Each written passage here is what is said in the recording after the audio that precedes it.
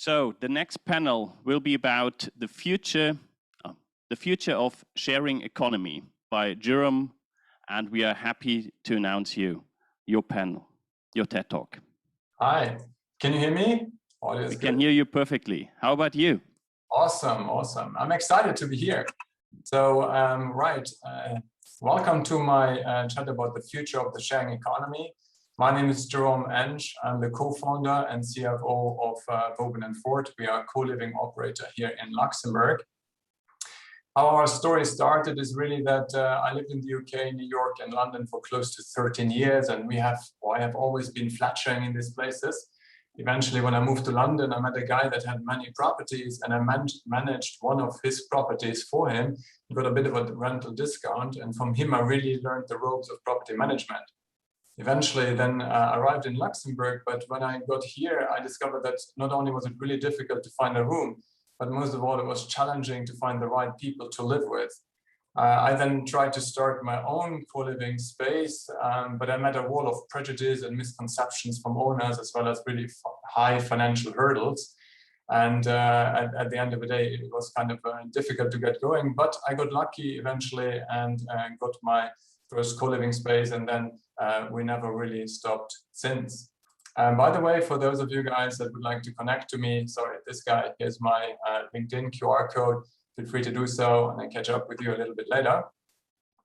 A curious story about our name is that we are named after Sébastien Leprestre de Vauban. He is a French military engineer and really the chief architect under Louis XIV, the Sun King, and he masterminded the transformation of Luxembourg into the foremost fortification of Europe, the Gibraltar of the North, and created 29 forts around the capital. One of these forts is Fort Vauban, and in English, upon turn it around, it becomes Woven & Ford.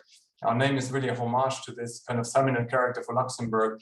It also reflects that idea of my home, my castle, and that we wanted to add value to both property owners and tenants alike. Now, if you ask me what movement we represent, I would really say that we see ourselves much more as a people business rather than a real estate company. We look very closely when we acquire new properties at how the flow of the people works inside, where they hang out, what they can do there, and how we can transform and upgrade that space into a co-living experience. And one of the cornerstones of our business is really also how we are building our tribe. You can hear that from many of the other operators as well. But for us, community building really works through individual interviews of each and every one of our tenants. We do several hundred interviews, maybe close to 1,000 a year. And we aim to match our tenants in terms of their background, their interests, nationality, and also character traits. And the ultimate goal here is that for new tenants, who we call the Fortmates, it's a bit of a pun on Fortnite, that when they join our trusted community, they really feel more like club members. And well, some people say, Jerome, listen, why are you doing this much effort? It's no longer needed. We are a co-living operator and we have already passed that stage. But for us, the importance of these interviews is not to be underestimated. And we get really good results. People talk to us and say, hey, I wish I knew you guys when I moved to Paris, or it's a shame I didn't know you when I lived in London. Or also I found a new home through Woven and I made friends for life. Now, the advantage of the interview approach for us are threefold. First of all, for our tenants, they gel a lot more and they integrate much easier in our new family or in their new family. From an operational point of view, our tenants take really good care of their home, of their property in a way. So the property management is much easier. We have cleaner properties and overall a much better vibe. And for employers, this is also really interesting because new joiners, their new staff, is much more efficient and can focus on working rather than trying to sort out their living arrangements. And also they profit from a much higher staff retention because people are happy to be here, they make friends quick and then stay much longer. So I guess in conclusion, we could say about this that we really know how to monetize this interviewing and the special service that we give our tenants, that they're ready to pay for that. And if you think about it, besides your work, the place where you live is just the most important place. So that place rather be good. And in terms of the movement, I would say that we actually represent the grassroots movement of true co-living here in the Grand Duchy, and that we really drive it forward all the time and try and convert hearts and minds of property owners and convert them to our cause. And while we're on the topic of property owners, real estate owners often ask us, how can they make money consistently without interruption? On average, every 2 to 3 years, the tenants actually move out and the property comes back onto the market, and owners then lose 1 or 2 months rent in the interim. And our approach to that is that we in fact guarantee rental income to the owner. So in turn, we sublet their property, absorb the risk that it might be empty, but we do guarantee a stable long-term income for years and negate any potential rental losses for owners. Now, about in regards to the living trends in the sharing economy, I'll just maybe start with the context of Luxembourg and where we are right now. Luxembourg was the most expensive city to rent an apartment in 2019, ahead of Paris, in London, Dublin, or Copenhagen. The average monthly rent is above 30 euro per square meter. If you look at this little graph here, you can't see it that well. The writing is not great, but you can see Luxembourg here at the front, and then there are other cities like in London, Dublin, and here there's Copenhagen. There are other trends, though, that are really relevant and important. Residential growth has been uninterrupted since 2010. There's also a strong increase in prices. In 2000, 2 years ago, residential prices increased by 10.1%. Last year, you can see it here, residential prices increased by 16.7%. And this is just, well, some people actually say, listen, this must be above this kind of price in a developed economy. But then again, we have a Luxembourg statistics portal called Statag, and its projections are that around 5,000 to 7,500 additional housing units are needed a year to keep pace with the economic growth. Yet the average construction rate since 2010 has been only 2,891 units, which is well under what is needed. Besides that, there are also very strong macroeconomic factors like a stable political government, a highly dynamic and skilled labor market. We also have attractive corporate conditions, and ultimately also size matters. Now, does it in fact matter? I guess here we have a picture of Jeremy Rifkin in 2016. I was listening with much interest to the findings of the Jeremy Rifkin study, the famous American economist and visionary for Luxembourg, and it was really about positioning Luxembourg at the forefront of the third industrial revolution, which will be all about sharing and smart technology and sustainability. And while I was listening to this gentleman, I kept thinking this was a pivotal moment for me, because I have always been in this sharing mindset for the last 10 years.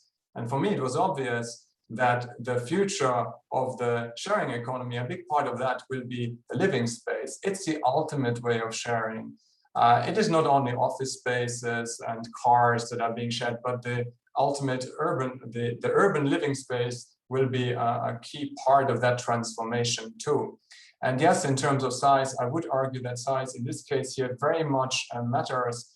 For a relatively small country like Luxembourg, we can implement change much, much faster and on a national scale. So there are reasons why Luxembourg is really an economic powerhouse, and one of them is certainly also related to its size.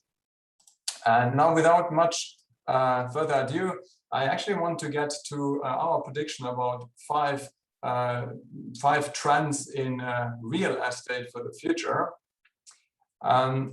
Number one, we really think there will be a very strong movement away from egocentric self-empowerment towards group empowerment and shared experiences. And this comes back to stuff that is being said again and again over the Co-Liv Summit. People want to be part of something that is a little bit bigger. And also, to quote Aristotle here, what I really admire, it's the whole is just greater than the sum of its parts. Two, we actually think that the face of urban centers will continue to change rapidly at an ever increasing pace. Co-living becomes the dominant way of life for the 22 to 40 years old and gains increased acceptance by property owners.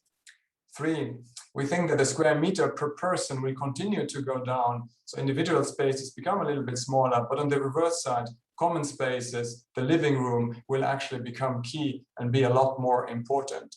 This ties to 4, the reorientation of new real estate building projects around shared spaces. We've been observing the market for the last 5 years, and we can also see in Luxembourg, which is a bit more traditional, that there's definitely a lot of movement in that area.